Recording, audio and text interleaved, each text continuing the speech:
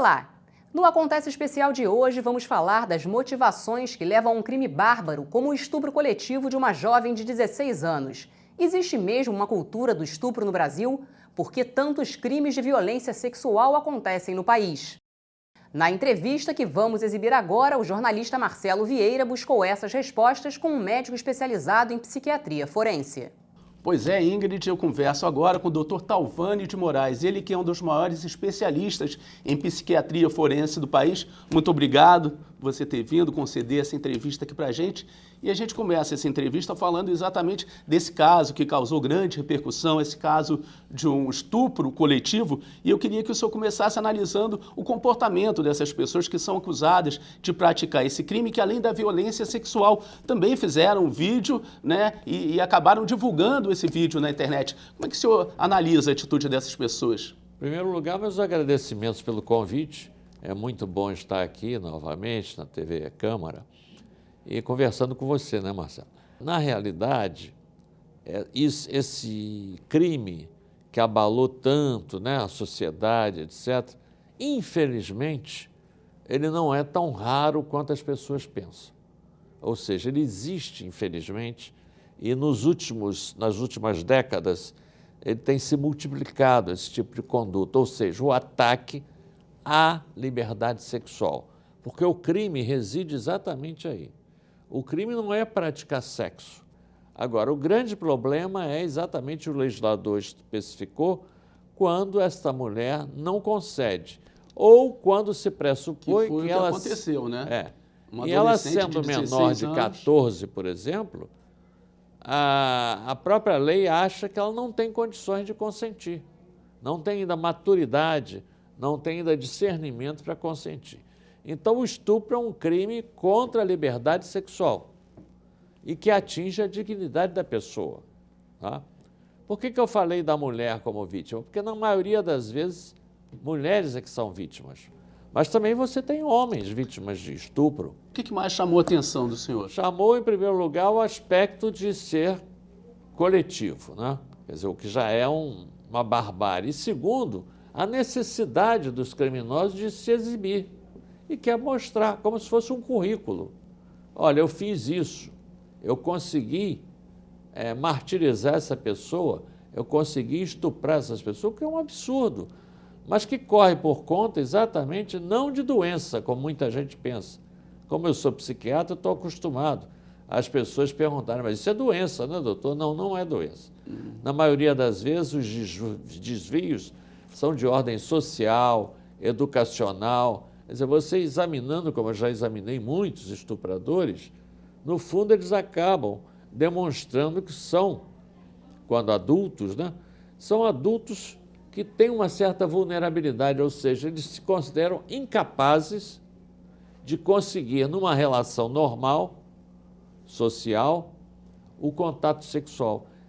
Daí via a pedofilia, o abuso contra adolescentes, abuso contra crianças. Por quê?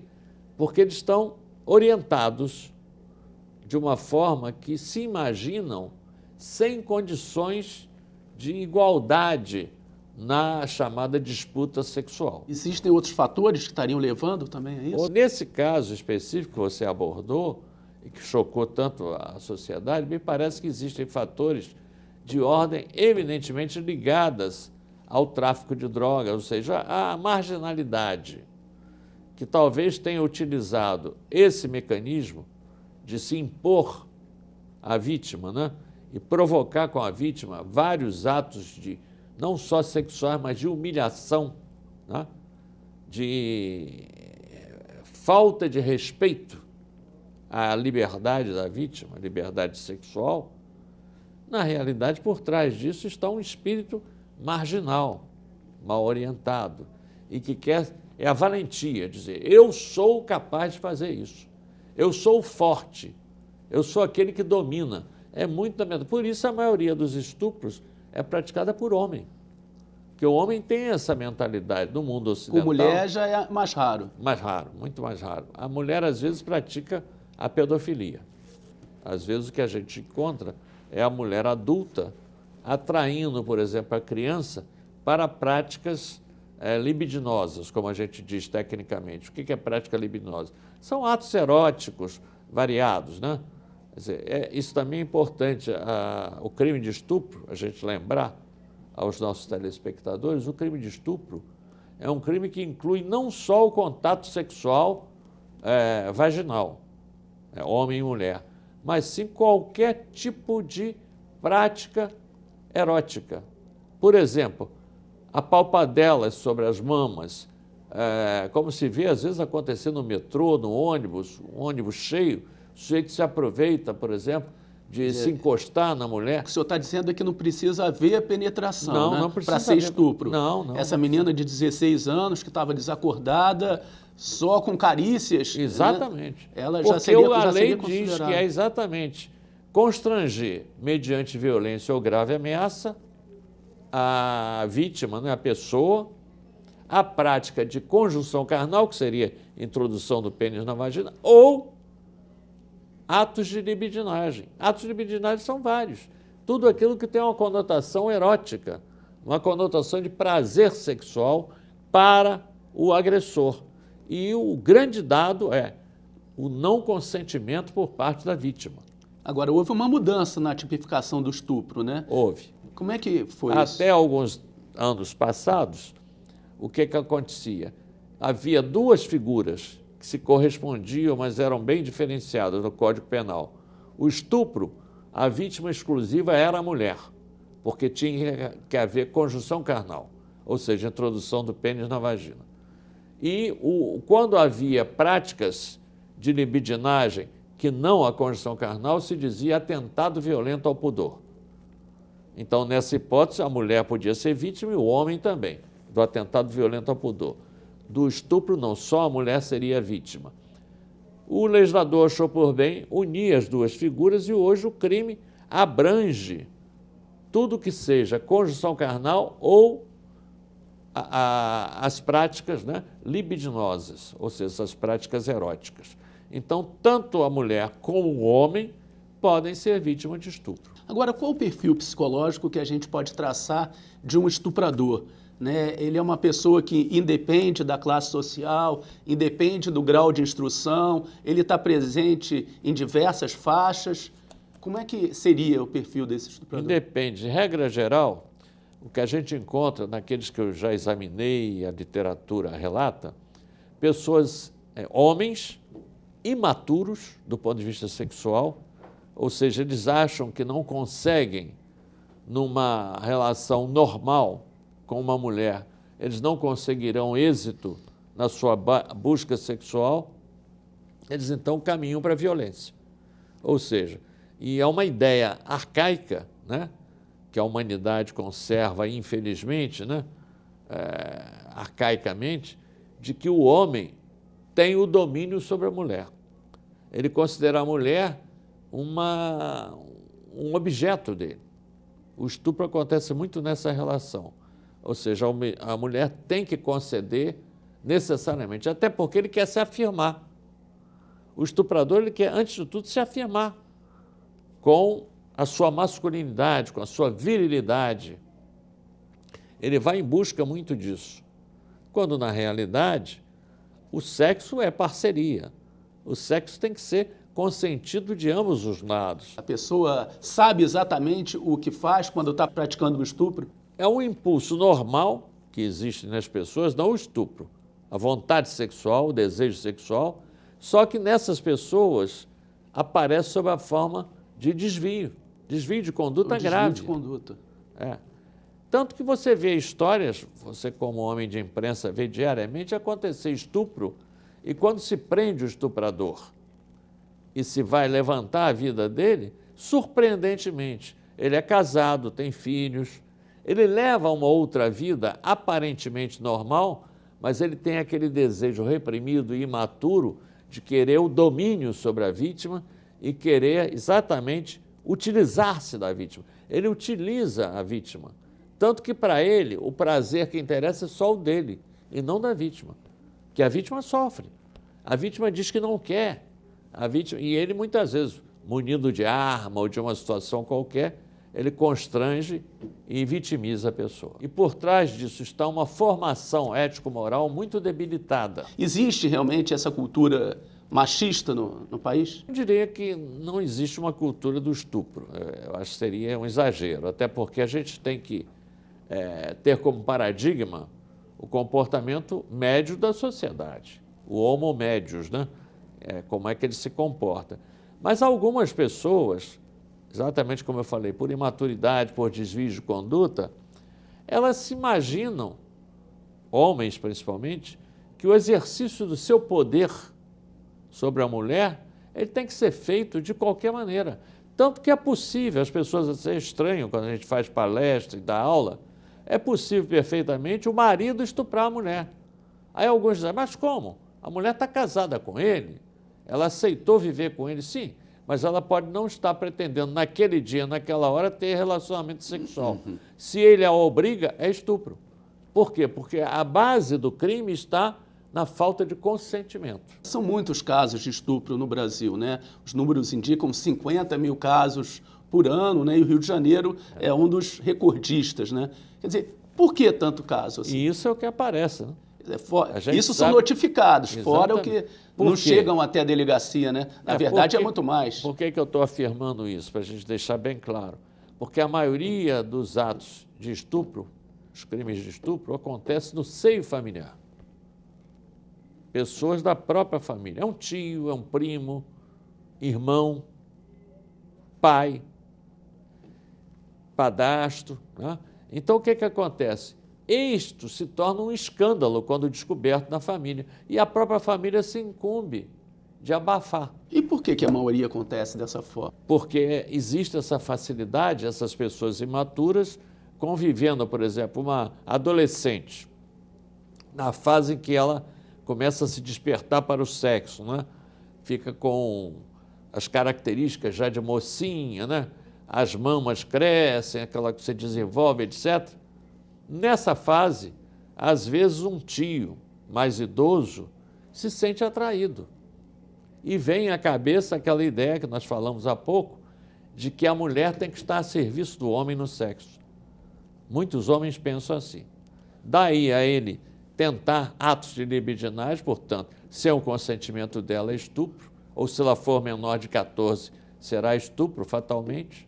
Agora, é uma ação diferente da pedofilia, né? Que o pedófilo, ele tenta primeiro conquistar a confiança da vítima. O estuprador já não precisa ter essa confiança, ele age de uma forma diferente? Às vezes tenta, Marcelo, às vezes ele tenta uma aproximação. Mas quando ele é repelido, né? Adolescente, por exemplo, repele, ele aí tenta a força. E aí eu quero lembrar que a lei fala em violência ou grave ameaça. Nem sempre a violência precisa ser explícita.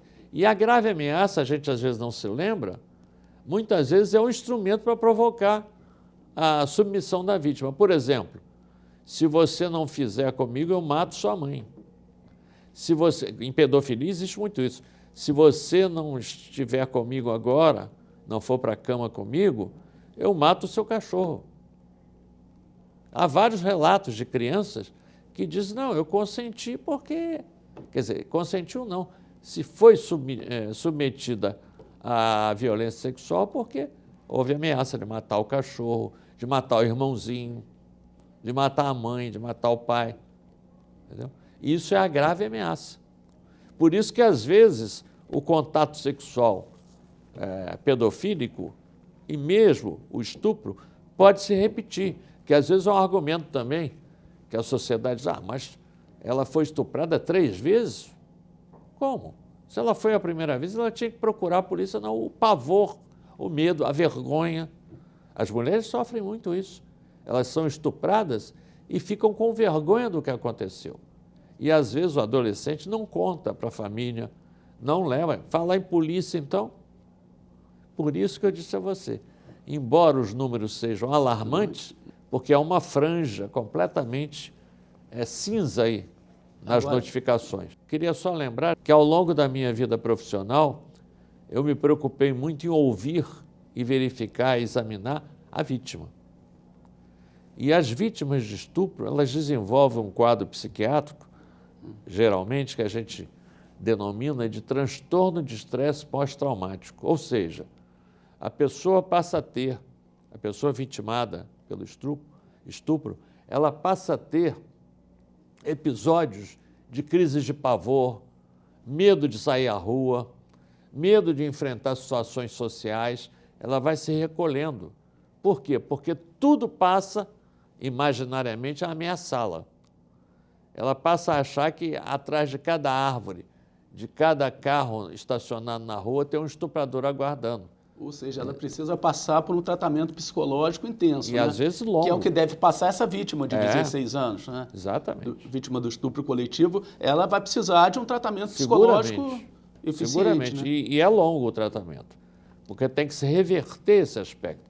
Essa imagem que ficou, essa cicatriz, como diria um literato, a cicatriz da alma, a lembrança daquilo que ela sofreu e foi submetida à pior das situações, porque o estupro atinge fundamentalmente a dignidade da pessoa. O senhor acha que precisa haver leis mais severas? Você acha que muitos estupradores agem por causa da impunidade no país? Até que a lei pune com reclusão grave, né? A pena já é grave. Há um projeto, me parece, no momento, no Senado, para agravar um pouco. Tudo bem, mas não é a pena que vai resolver. Não é a impunidade. Nesse caso... Porque se pena resolvesse, nós já tivemos no Brasil, no tempo colônia, pena de morte. Não? Muita gente diz, tivesse pena de morte. Não, tinha pena de morte. E continuava a haver, né, criminalidade. A questão da pena é uma questão, daria para fazer um outro programa, porque é uma questão que envolve exatamente um processo de reeducação. Esse é que é fundamental. Não ficar encarcerado, porque o cárcere por si só parece que é uma vingança, né? Aquela história, você fez, você vai pagar. Não, é claro que existe a apenação, o juiz aplica a pena no sentido de punir, de punição.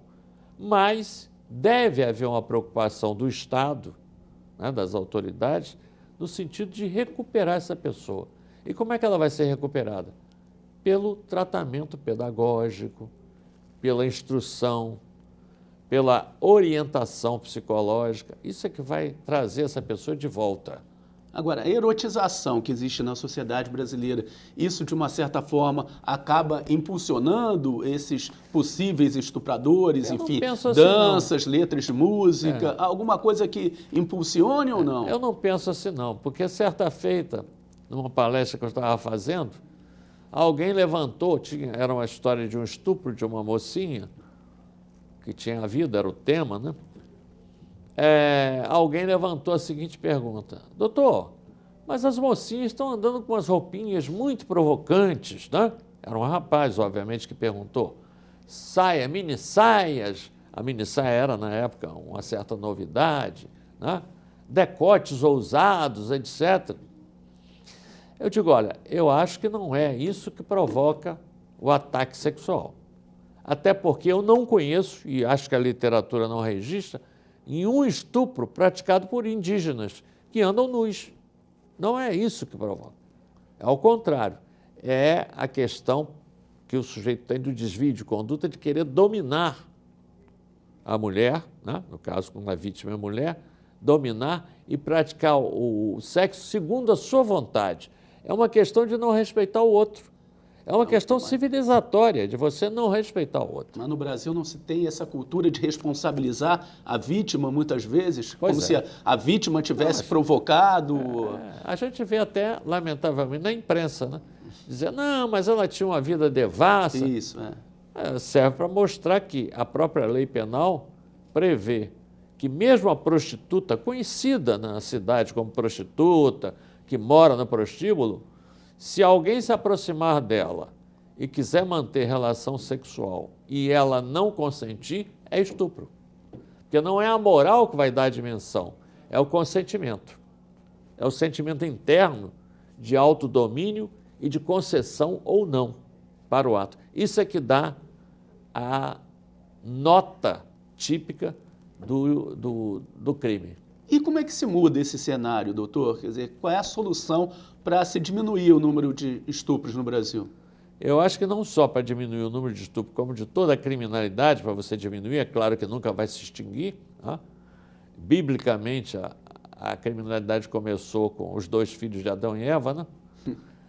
Quando Caim matou Abel, quer dizer, é o primeiro crime da história, né? Bíblica. Então, isso é um símbolo para mostrar que o crime, ele convive com a sociedade. Mais de uma pessoa, ela tem tendência, se houver uma desavença grave, a praticar um crime. Seja uma lesão corporal, seja um xingamento, uma injúria, seja o que for, uma calúnia. Bom, então você diz, como diminuir isso? Terminar ou não terminar? Como diminuir? Eu acredito firmemente no processo educacional. Mas não é a educação da escola formal, não. Não é aprender a ler e escrever, não. Isso ajuda. Mas começa na família. A todos nós, quando nascemos, quer dizer, os bebezinhos todos, nascem sem conhecer valores ético-morais. Até porque, sequer eles aprendem. Antes, né, há uma fase que tem que aprender a falar, aprende a pensar, aprende a ler, escrever, etc. Nesta fase da formação da personalidade, aí é que a educação é fundamental. Mostrar para a criança os valores que devem ser preservados, os valores básicos. Não é o valor educacional social. Você, frente às pessoas, você tem que, se tem uma pessoa mais velha, ceder o lugar, você tem que pedir desculpa. Não, não é isso. É valor fundamental. Aquilo que está inscrito na história judaico-cristã dos 10 mandamentos. Não matar, não roubar, tudo isso tem que ser ensinado. E, ao longo do crescimento, a criança, no convívio com a família, e aí um ambiente familiar importante, ela vai tendo uma formação que passa a repelir o crime, passa a entender que o crime não é a praia dela, vamos falar numa linguagem bem moderna. Então, esse é o caminho, é a educação. Até porque eu acredito piamente de que o ser humano não é um ser biológico só. Muita gente pensa, não, nasceu bem, a criança é saudável. Não. É um ser biológico e biográfico. Nenhum de nós seria o que é se não tivesse nascido na família que nasceu, se não tivesse recebido esses valores quando criança, não tivesse frequentado o meio social que nós frequentamos e, hoje em dia, a ambiência na qual nós vivemos. Isso é fundamental na formação da personalidade e na conservação dos valores ético-morais. Ok, doutor Talvânio de Moraes, muito obrigado pela entrevista. Voltamos com você, Ingrid. Obrigada, Marcelo. E o Acontece no Rio fica por aqui. Você pode rever este e outros programas no nosso site. Acesse câmara.rj.gov.br. Até a próxima.